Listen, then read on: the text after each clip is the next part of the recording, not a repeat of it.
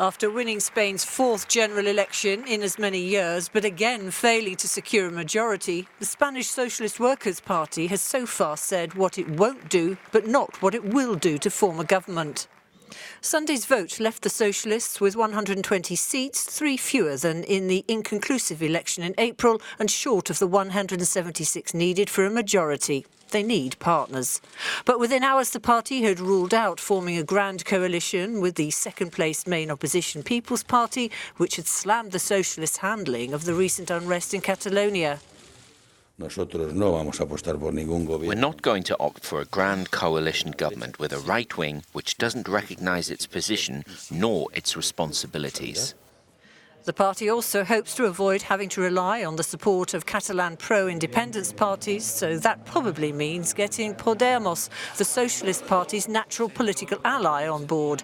However, a coalition between the two would still fall short of a parliamentary majority. Buoyed by the collapse of the Ciudadanos vote and by its aggressive opposition to Catalan independence, far-right Vox is lined up against the Socialists. Spaniards voted for us to be the opposition.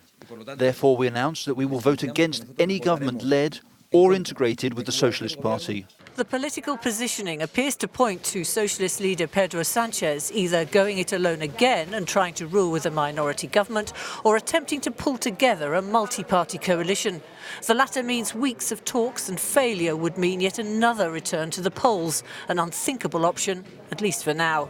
Evelyn Laverick, Euronews. Meanwhile, a ruling is expected from the European Court of Justice on the case of Catalan separatist leader Oriol Junqueras, who was elected to the European Parliament but remains in custody in Spain. The fears have been justified that this is actually an even more inconclusive election than in April. So the EU will be concerned about that because, of course, Spain is a large and important member state, and any sort of political instability in national governments is never welcome. But, of course, there's other takeaways from this, very concerning ones, not least, of course, the rise of the far-right party Vox, which has now become the third largest political party in Spain. Of course, there had been people here in Brussels that had hoped that the rise of the far right across Europe had somewhat peaked after the European Parliament elections in May, but that doesn't seem to be the case. Oriol Junqueras, of course, the European Court of Justice is to give an opinion based on his case.